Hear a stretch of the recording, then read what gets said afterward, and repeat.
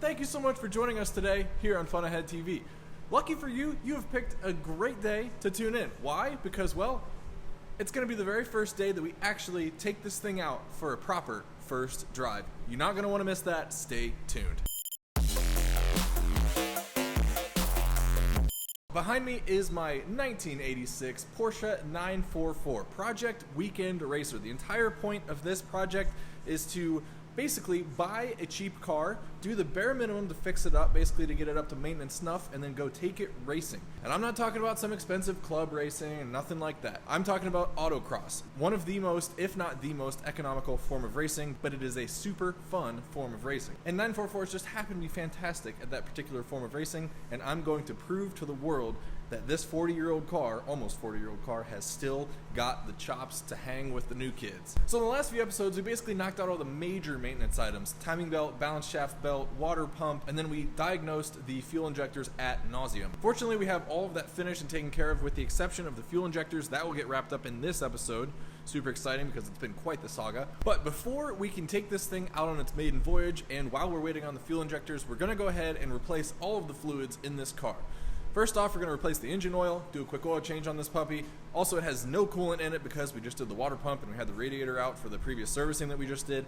And we're also going to replace the transaxle fluid in the back of the car. After that, we're going to do a quick brake fluid flush because who knows when it was done last, and if we're going to be racing this car, we're going to want to make sure that this whole entire system is flushed, bled, and good to go. So, let's get into it and stop talking about it. Hi there! Were you aware that you have the ability to help out Fun Ahead TV in a huge way? And no, I'm not talking about some grandiose merch purchase. No, sir, ma'am. In fact, all I'm talking about is hitting that like button and subscribing if you haven't already. So, if you're looking to help out the channel in a huge way, all I ask is that you like and subscribe. I'd greatly appreciate it, and I thank you kindly.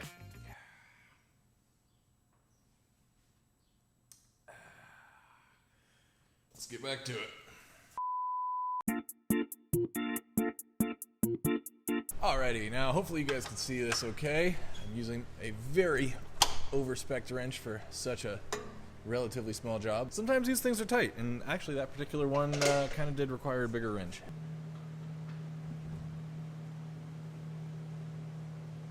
Oh, what? Alright, just really quick, let's go ahead and take a quick look at our magnetic drain plug here. Definitely a little bit of metal dust in it, but no big chunks, which is great to see. This oil also looked pretty old, and I don't know, when the last time it was changed, so it could have been quite a while. We will just continue to watch this situation and check it next time we do an oil change and just see if it's gotten any worse. This oil filter placement is the worst. What in the world were they thinking? Alright, so I'm going to go ahead and just guess that because of the way this oil filter looks, Because of the way it is. that it most likely has not been done in a long time. Like, it's got old tool marks on it. But the point is, it looks like an old filter. So I'm thinking that's a pretty solid indication that the oil in this car has not been changed in many years. So it's a good thing that we are going ahead and doing it right now, along with the very long list of other satisfying things that we are knocking out on this car to get it tip-top and cherry and ready for ripping. Okay, now, next up, time to go in with our new oil filter. I'm going to use this high-quality Wix unit. We have our sealing surface nice and lubed up with oil right there. Figure we might as well use the nice Wix stuff because, well, obviously we did just see that we've got some metal dust on our magnetic drain plug, so this will be the perfect filter for catching anything that could still be in the bottom of the sump from all those contaminants. Okay, it is now time to go ahead and put oil back into our engine here. But before we do that, I want to go ahead and tell you guys really quickly about today's video sponsor, and that is Redline Oils. Now, I've been a passionate user of Redline Oils for several years now. I started using it way back in my 987 Cayman S. It's the only oil that's ever been in my 996 Carrera 4, and it's going to be the only oil that's ever going to be inside this car as long as I own it. Why have I been using it for years? Well, basically once I discovered that there is an oil out there that has much higher levels of wear additives like ZDDP and molybdenum, I jumped on the opportunity immediately. It's basically a racing oil. I always thought that high performance oils like this were not compatible with cars that had catalytic converters, but that is not true in the case of Redline. It does have much higher numbers of ZDDP, but it is safe for catalytic converters, which is fantastic for your engine and for the emissions of your car. Basically, best of both worlds. Please do me a huge favor and head over to their website. I will link it in the description below. They have so many products, and it's not just engine oils. We're actually going to be using other products of theirs today in this exact video. We're going to be filling this car up with their super cool coolant, which has their water wetter mixed into it. We're also going to be putting Redline gear oil in the transaxle of this car. They have so many different products, from assembly lube to engine oil to coolant to gear oil to ATF for cars, motorcycles, ATVs, side-by-sides, you name it, they've got it. So go check out their website. Just to spice things up a little bit, in case any of you guys were on the fence about possibly ordering some Funhead TV merch, now is the time to do it, because over the next few weeks, I am going to be throwing in a free Redline t-shirt and a bottle of water wetter into 3 random orders. So you're not going to want to miss that. Jump on it as soon as you can. Thank you so much, Redline, for sponsoring this video. Now, let's get back to filling this engine up with some beautiful Redline oil.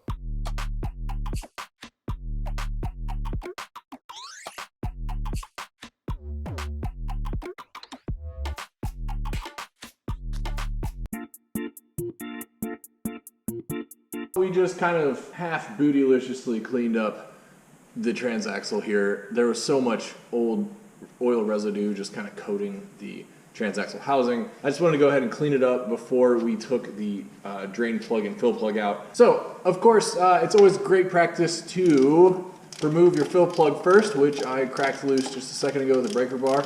Obviously, if you cannot take your fill plug out and you take your drain plug out, well then it's a pretty pointless job if you can't fill it back up once you drain it. It looks like this has been done before, and it has been done jankishly so. Someone got in here with vice grips and tried to just take this thing off, because clearly they did not have the 17mm Allen wrench to take this thing off. In their defense, I didn't have it either. I just had to order it. It's a tool that not many people have. But you know what? If you don't have the right tool, freaking order it, people. Obviously, this thing was a little bit overfilled, as we just saw.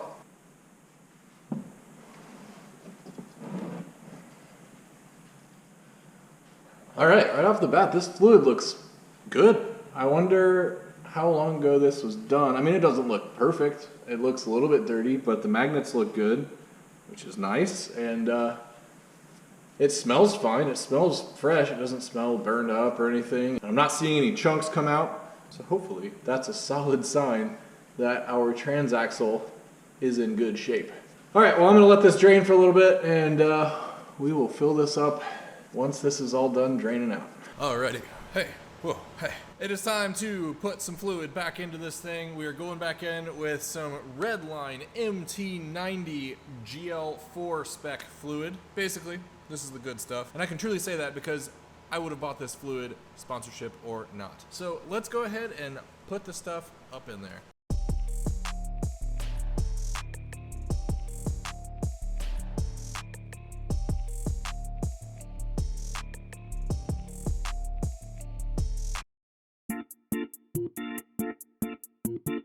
Alrighty, well, I went ahead and swapped out the fuel filter. Here's the old one down here. Fortunately, the old one seemed like it was in decent shape, and it had been swapped out before. You can tell because of the tool marks on the thing. Because of the way it is. But nonetheless, we are putting new injectors in, so it's always a good idea to go ahead and put a fresh fuel filter in place. Sorry I didn't film that because, well, quite honestly, that's super unexciting. And it went like you expected it would go. Got covered in fuel. About par for the course. So nothing like taking a fuel shower on a Tuesday afternoon, you know what I'm saying? Okay, now I just finished up a 4-corner brake fluid flush. Done with those. And yeah, we're gonna go ahead and take the power bleeder off now. Everything went really well, by the way. All of the bleeder valves cracked open, no problem. Had no issues with that. There was no significant amount of air in the system, and the fluid on a couple of calipers definitely looked pretty old, especially on the fronts, I think just because those hold so much fluid. But the good news is we've got all new fluid in the system throughout the reservoir, throughout the lines, and I think we can officially say that this brake system is ready to rip, which is super exciting because now that means we are one step closer to being able to take this thing for a drive. Now, next up, let's go ahead and put some coolant in this thing, yeah? Time to get chilly. Okay, it's officially time to put the coolant back in this whip. So I'm gonna go ahead and utilize my vacuum bleeder, which if you don't have one of these, you're seriously doing it wrong. Go ahead and pick yourself up one. Basically the way it works is you put this puppy right here. that creates a seal with your expansion tank. You then hook up your shop air right here. Once your shop air is hooked up, you turn this on like that, and that pulls a vacuum via a venturi and then sucks the entire cooling system down to below, well below zero pressure. There's a huge vacuum pulled in the entire system. From there, you can then hook this end of the hose up to your coolant bottle. Once there's a vacuum in your entire thing, you open this valve, and then it just replaces the vacuum with coolant. System bled immediately. So I'm gonna go ahead, pull a vacuum on this, then we'll let it sit for probably about 15 minutes or so just to make sure that there are no leaks, and we can tell by just checking on whatever pressure we pull the system down to, just making sure that that doesn't start creeping itself back up towards atmospheric pressure.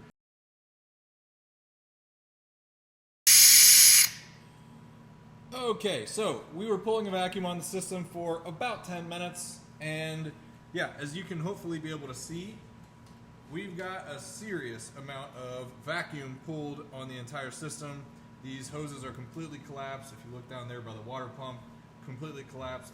The gauge is reading about minus 25 mmHg, actually inches of Hg, inches of mercury. So I'm going to let this sit here for the next 10 minutes just to make sure that this gauge does not move. Again, if it returns towards atmosphere, that's indicative that we've got a leak somewhere in the system. Don't go thinking that this is a foolproof way of checking for leaks. They can still go undetected with a vacuum check. But anyway, it's a pretty dang good way to make sure that everything's hooked up correctly and that nothing's totally loose. We'll come back in 10 minutes and just make sure that's still reading minus 25.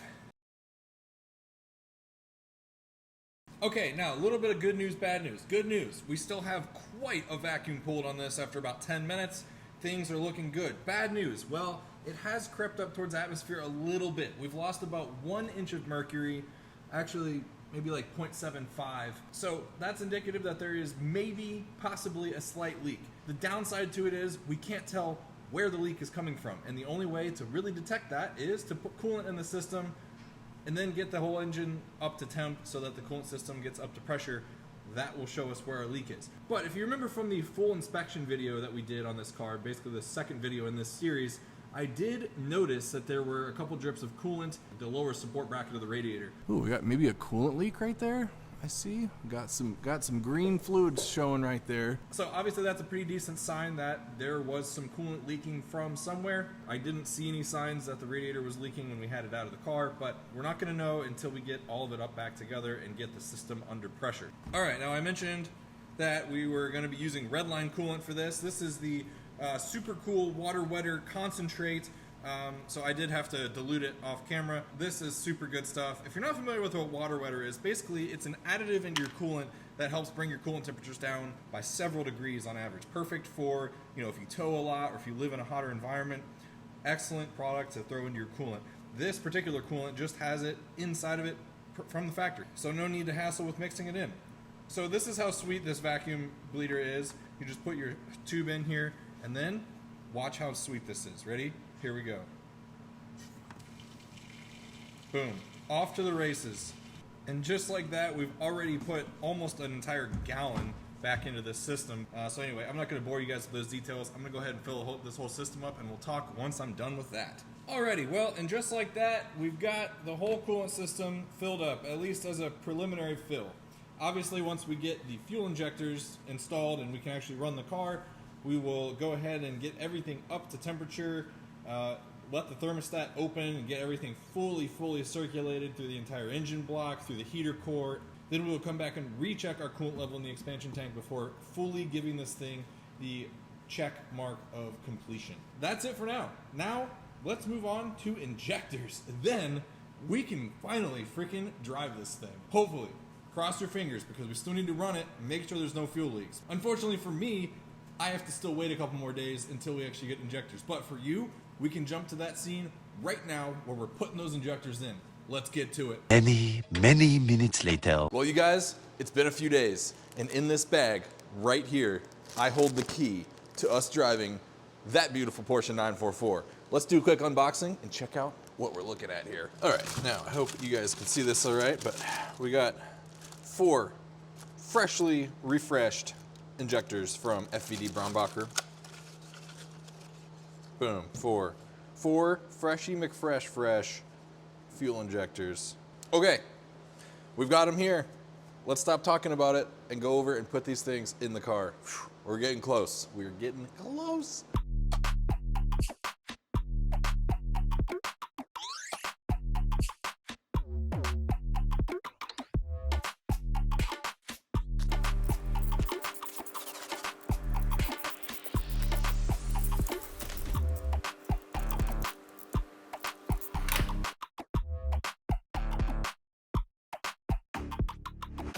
Cool, all four of those seem to be on and secured. Now I gotta put the spark plug wires back. Okay, you guys, well, it's time for our first start.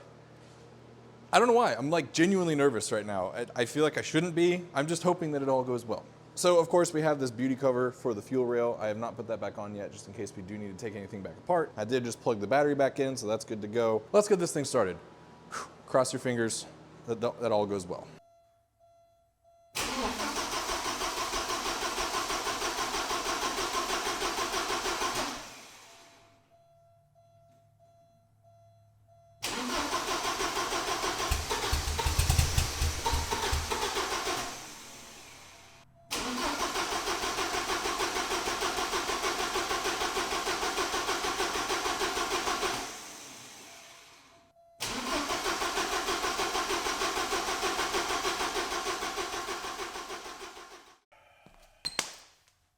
Okay, time to do some diagnosis. Not sure what's going on. So, as you guys just saw when I was cranking it, it did fire for a second. And then from then on, all of the cranking was just that. Cranking, no signs of firing at all. I did go ahead and pull a spark plug to sniff for fuel.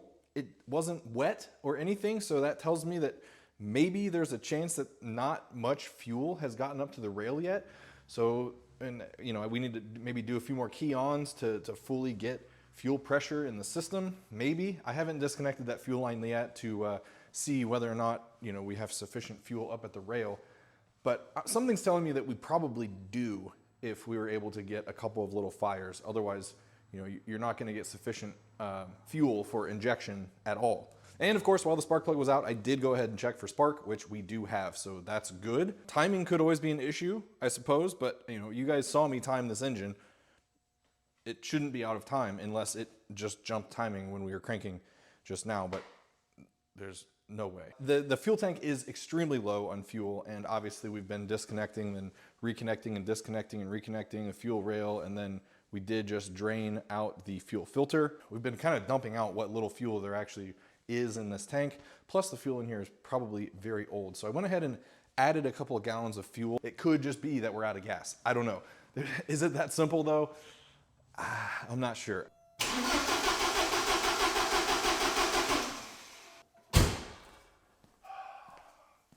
Okay, I have a minor update and I've concluded nothing.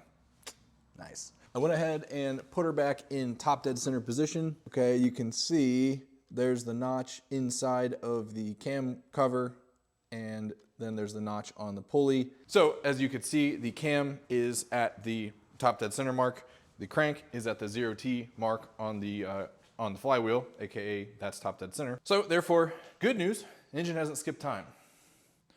Bad news is, I still have no idea what is going on. It is kind of starting to look like a fuel pressure issue. So I don't know if it's the fuel pump. I don't know if it is truly that our injectors are not compatible with this engine or this ECU. What I could also do is get my test light out if it comes to it, take one of the plugs out of the injector as we crank it, make sure that we see that our test light is lighting up. It's weird that we got that brief fire, like it acted like it wanted to go.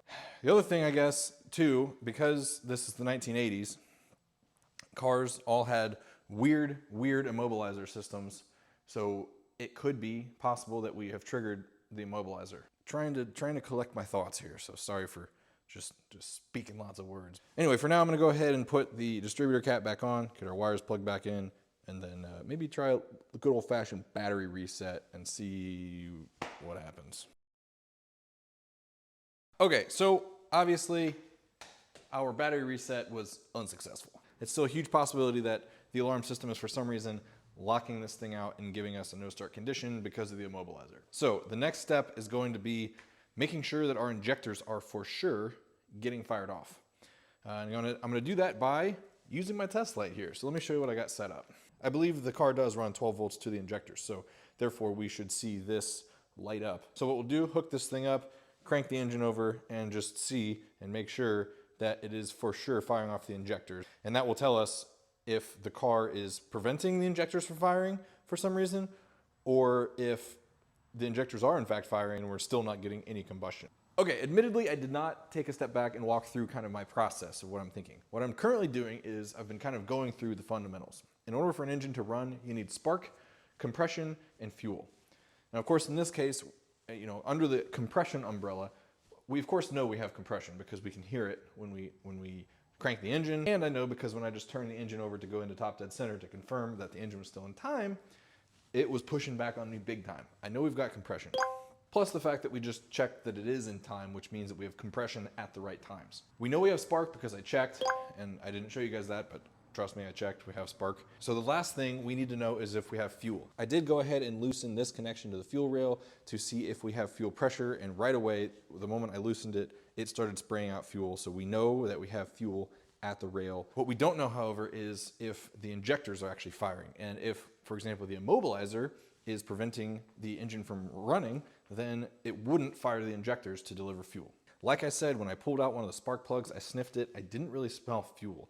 Maybe a tiny, tiny hint of it, but not as much as I would expect to smell if we were sitting there cranking on the engine for a decent amount of time. So all of that to say, it's time to check whether or not there is any voltage going to that injector at the time that the engine wants it to fire. So let's go ahead, hook our test light up, and see what we see. As we crank this, if the injector is actually being told to pulse, then we will see that light up. So keep an eye on it as I crank it. Let's do that.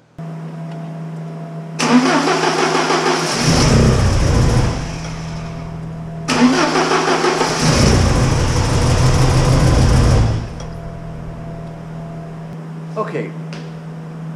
What?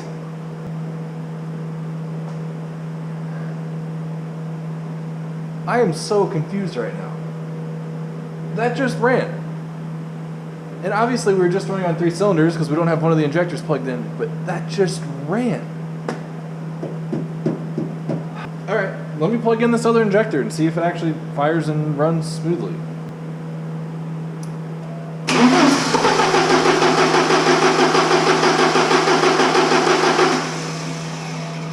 Let me explain what just happened. Obviously I had that injector unplugged, cylinder 2 injector, and I had my test light plugged into it. And for whatever reason, the car just fired and ran on 3 cylinders.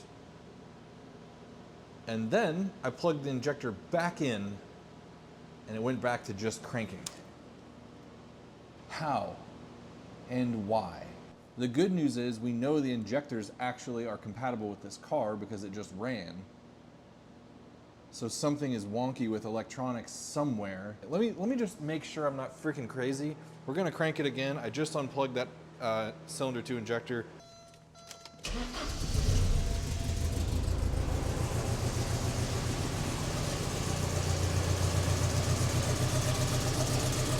Obviously we have a dead miss because this injector is not running. Let's see what happens when I just plug this injector in. It killed it. But did you hear how for a second it ran better and then it died? Why? All right, now just for fun, I've gone ahead and unplugged the cylinder 4 injector just to see if we get the same condition where we run on 3 cylinders. Let's just see.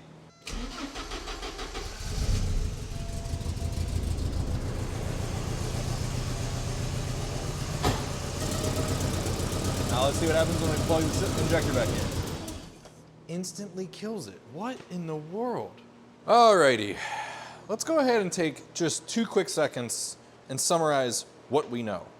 We know that with all 4 injectors plugged in, it doesn't run.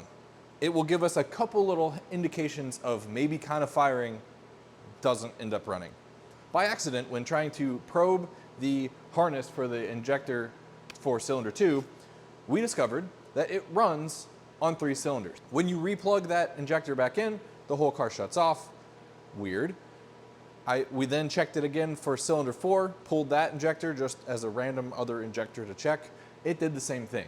Ran on cylinders 1, 2, and 3, didn't run on cylinder 4, replugged it in, and she died. This is an electrical weirdness thing that we did not have previously. And we have only changed one thing electrically with regards to the entire, well, electrical system, and that is there are brand new injectors. Everything else on the car is the same as it was before when it started every single time you turn the key. Now, I did go down the rabbit hole really quickly of checking to see if the injectors are electronically somehow different.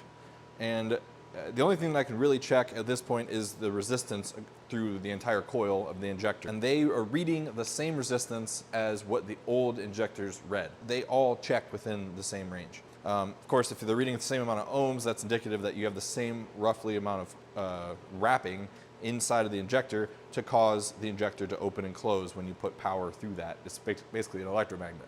So, but what we do know is that when we change something within the electrical harness of the injectors, something gets happy within the ECU and says, okay, fire the car, or it just suddenly gets happy and provides enough power to 3 of the injectors and can't provide power to all 4 of them when they're connected. But what we do know, if we go back and listen, hopefully it comes across enough in the camera footage, when I did re-plug in the cylinder 2 injector, for just a moment, all 4 cylinders fired.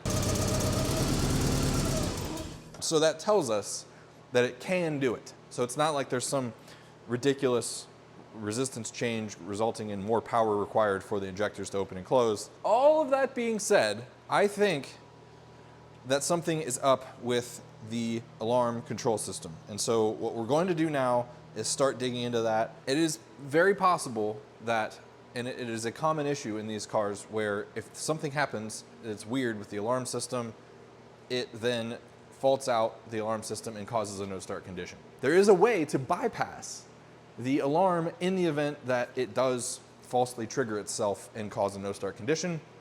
So we're gonna go ahead now and try to bypass that. Hopefully it works. Hopefully that is in fact our culprit. So let's see. Let's get into it now. Okay, for reference, here we are on the passenger side of the car, looking into the passenger side footwell. Now I have already gone ahead and pulled back this floor mat and the wooden board that covers up this area. Right here, my understanding is the DME computer, and then behind that you can see these 2 plugs back here. Those are the plugs that are going into the control unit for the alarm system. There are 4 different pins on here, that 2 each, that we need to jump. Now I'm just gonna go ahead and try to get this out so that I can attempt to jump those pins. This just continues to get weirder and weirder. Let me tell you what I found. So I did get the entire bracket that holds these control units out so I could get better access. And I noticed, as I was taking this apart, there's rust right there. And then, I don't know if I'll still be able to get any out. Oh, there we go. Yep. This thing is completely full of water. I don't know how in the world water would have gotten back here, and presumably this thing was just working, assuming this is our problem, because obviously this control unit is completely shot. I was able to kind of get this cover off to look in there. The whole thing is just a rusty mess. This thing is not doing anything. It is a brick. That's a pretty feasible culprit here. But what's weird is, when did this water get in there? So either it's been like this for a long time, or it just happened. And I don't understand how in the world it could have possibly just happened. So this continues to get weirder and weirder. Fortunately, seemingly, the DME is fine, because we know that we were able to start the car on 3 cylinders. So hopefully, even with a completely shot control unit for the alarm system, we can just jump those wires and then make everything happy within the DME that needs to be seen as far as connectivity goes and continuity goes. I went ahead and made a couple of quick jumpers. Now we're gonna go ahead and connect these 2 into this control unit here. When you are looking at the control unit right here with the smaller connector on the right side, these connectors are 1 through 4 on the top side and then 5 through 8 on the bottom. We need to, with our jumpers, connect pins 1 and 4 and then 7 and 8, and that should be what's required to bypass this control unit. All right, I went ahead and plugged those in, 1 to 4 and 7 to 8. Okay, and I also went ahead, obviously, and plugged in this little connector. I really freaking hope this is our problem, because otherwise I'm at a loss. I don't know. I don't know. So here goes.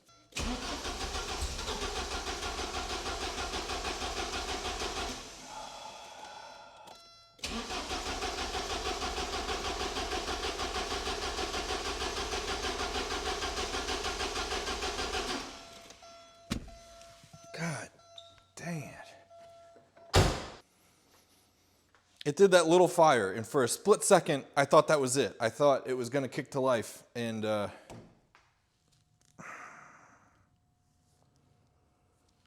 it didn't. It's gotta be something simple. This is so freaking weird. Why are we having a no start condition? I mean, obviously our alarm system is fried, right? We've established that, but there's no way. I didn't get water down in there. The car hasn't been outside in my ownership, so that has to have been that way. I do have 2 other injectors that were old injectors that I did get refurbished. So I suppose potentially what we could do is take those 2 injectors that are refurbished, put those back in the fuel rail, and see if a combination of the brand new FVD Brombacher ones and the refurbished GB remanufacturing ones allows it to run. I mean, that's, apart from that, that's I don't know. I'm at a loss. I don't have anything else. Maybe it is the resistance across these injectors after all. I don't know. I'm at a loss. This is super, super goofy. So like I said, what I'm gonna do is go ahead and throw these refurbished ones in. So we'll have half refurbished and half FVD Brombacher ones, and hopefully that will at least allow the car to run on 4 cylinders. What do you guys think?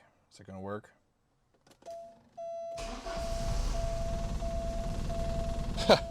Well, she did fire up right away, but we are running on 2 cylinders right now for sure.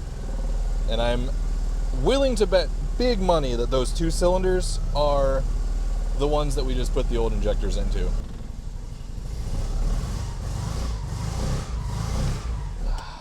Dang it. Good news is we have a good oil pressure, so, you know, if there was a glass half full look at any of this, it's that our engine's in good health, so. Right.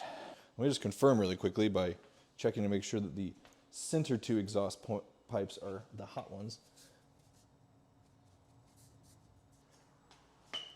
You guys aren't going to believe this. Cylinders 1 and 4 are the hot exhaust pipes, meaning that we were not getting any firing from 2 and 3. Why won't it run on 4 of the brand new injectors? Why? Well, you guys, it's now the next day. I spent the better part of probably 4 hours after this most recent clip that you saw yesterday, just diagnosing, researching, diagnosing, trying different things, more diagnosing, more researching. Let me explain to you guys what I found. Potentially, the injectors, the power supply to the injectors is a very kind of sensitive balance. In the event that there is too much fuel pressure, the injector driver cannot supply enough power to open the injectors. And it is a common symptom, amazingly, this sounds insane, but it's been seen in many times on 944s.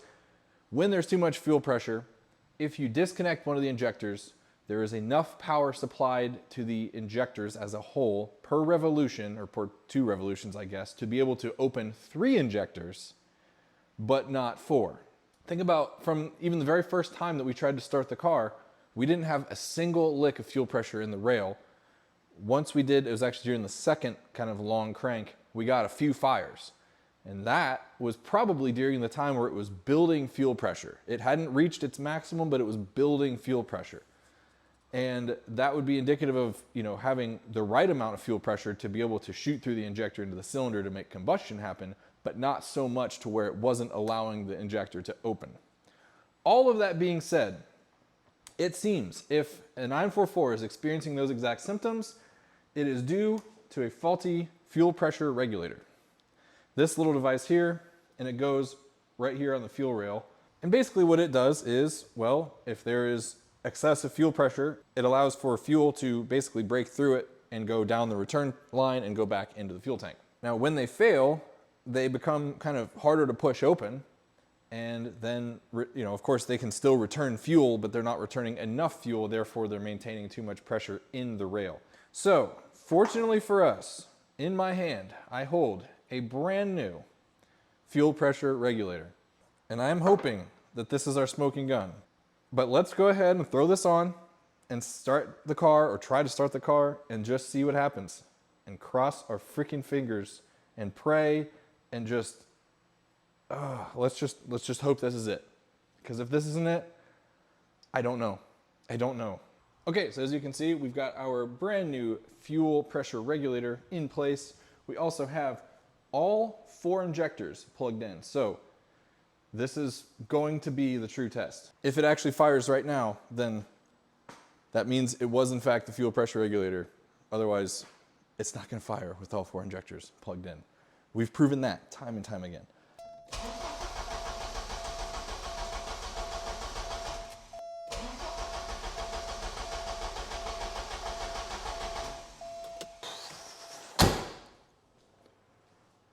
I'm about ready to roll this friggin' car off a cliff, dude. Hey friends! All right, so it is yet another new day, just because we had to go back to the drawing board with several things with regards to these injectors. This is such a stumper. Hypothetically, these are supposed to be the same injectors for a 1986 to 1991 944 base / 924S2. I think that's the right one. Anyway, they both have the same engine, therefore they were supposed to be the same injector spec. Obviously, we've learned through many, many trials and an equal number of errors that for whatever reason, these new injectors do not make this electrical system happy. I'm not sure why.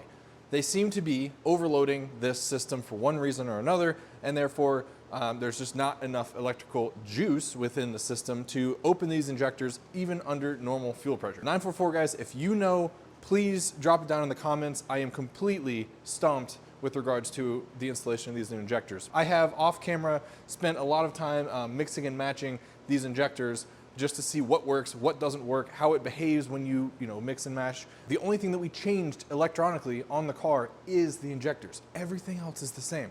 So this is kind of a nice situation in that there's only one variable that's different. So we can take our known good injectors that the car did run with, no problem, and kind of swap those back in. Of course, I'm including in that bunch of known good ones the remanufactured ones from GB Remanufacturing. And that does track. When I do swap those injectors in, it runs the same as it did before, no problems whatsoever, even with 4 injectors plugged in. So as we saw a little bit ago, I did swap in 2 of the new FED Brombacher injectors on cylinders 1 and 4, and then 2 of the GB Remanufacturing injectors on cylinders 2 and 3.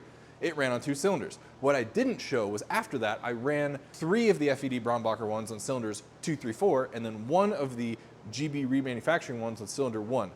What happened was very interesting, and it does kind of bode to the fuel pressure issue, at least maybe a fuel pressure issue specific to these injectors, because what happened was on idle, it would only run on 3 cylinders, the FED Brombacher injectors cylinders. And then when you revved it up and you got into the high RPM range, all 4 cylinders came online. But at least we know that the car is capable of having all 4 injectors come online at the same time. Let me tell you where I'm at right now, and you're gonna think I'm crazy. So my current injector configuration is cylinder 1, GB Remanufacturing, cylinder 2, old injector that was sent to GB Remanufacturing, they rejected because it leaks and sent back. Cylinder 3, GB Remanufacturing, cylinder 4, FED Brombacher. Now keep in mind, I only have 2 good GB Remanufacturing ones, the ones that we do know make this car happy. The other 2 that were from this car leak. So, will it run? Turns out, yes indeed, it runs. And it runs great, it'll sit here and idle on all 4 cylinders, which is a crazy thought. Why would you idle on all 4 cylinders? The problem is, however, that injector, the old one, still leaks. Going back to our original freaking issue, it leaks.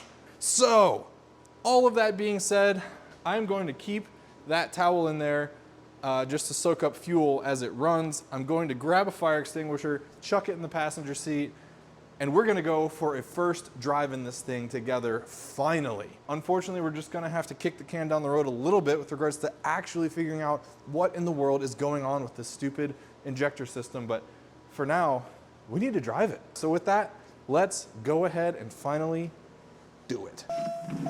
All right. Hey everybody. What a long awaited first drive this has been.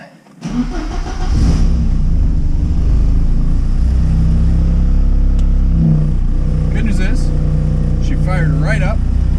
Bad news is, I think I was wrong about the engine mounts. I think it does need engine mounts.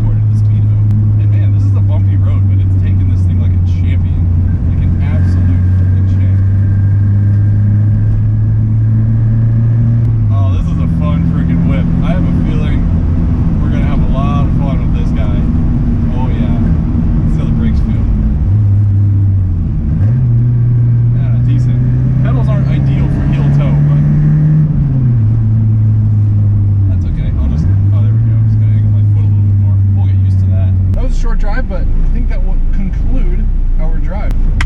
Dudes, first drive under our belt. All right, everybody. Well, I got back for exactly like 5 minutes. I decided to check the status of the coolant and basically just make sure nothing had exploded. And I turned right back around and decided to go for another drive. This thing is too freaking sweet, and I just want to experience it. But anyway, this thing is a sweet little driver. First drive was solid. It idles like crap because we have literally 3 different specs of injectors over 4 injectors. So that's good.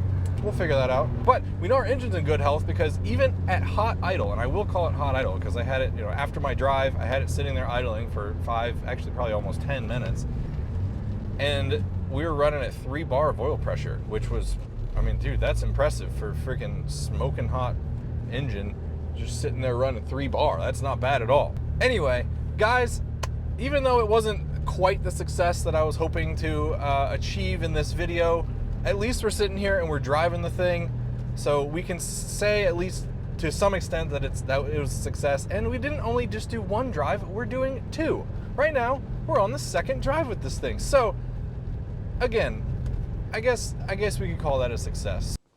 All right, everyone. Well, after a 2nd and longer, mind you, cruise in the 944, we have made it back safely and reliably to the Fun Ahead headquarters, where we are going to draw this episode to a conclusion finally, because yes, it has been quite a long episode, but who knew the fuel injectors were going to be such a saga? So even though we still have some work to do with regards to the fuel injectors, I just want to take a quick second to recap everything that we did and all of the things that we did achieve to get us to this point of being able to go on those 2 drives right there. Obviously, first and foremost, the biggest thing, we wanted to tackle that fuel leak with regards to those 2 injectors. We are still dealing with that, unfortunately. That's just been the saga that has plagued this entire series so far, unfortunately. But we will resolve it, I am confident. At least we do know that we have 6 non-leaking injectors, and doing a combination of those 6 injectors, we can in fact get this thing to run ish and be happy. But I still think we just have a few things to figure out, either electronically or fuel pressure wise, to get this thing to run on all 4 cylinders all the time. Anyway, we will solve that problem officially in a future episode very soon on this car. Other than that, it was major maintenance that needed to be taken care of. Majorly deferred major maintenance, by the way. Timing belt, balance shaft belt, and water pump, which, as we saw, was in serious need of being done. So we can at least sleep well at night knowing that if we walk out to the garage in the morning and fire this thing up, it's not going to snap a timing belt and smack all the valves against pistons. Of course, in addition to those major maintenance items, we went ahead and replaced all of the fluids in the car to just refresh those. We did a coolant flush, we did an oil change in it, and we changed the oil in the transaxle. And on top of that, we did a full system brake fluid flush. So this car, fluids-wise, is cherry and good to go. So even though we have this injector saga that has been just absolutely eating away at my brain for the last several days, we can say that we did have some successes in this episode.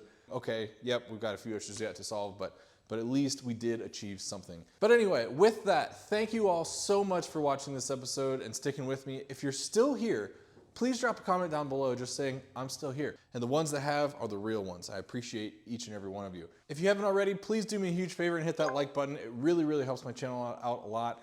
And also subscribe if you want to see even more stuff to come in the near future with regards to this car and that car right there. I don't know if you can see it in the frame, but I'm pointing to my 996 911 because very soon we're going to be doing a lot with that thing, and it is going to be so much fun. Anyway, thank you all so much for being here. I really appreciate each and every one of you. Yes, you, I'm looking right at you, and hopefully I will see you all in the next episode. Thanks.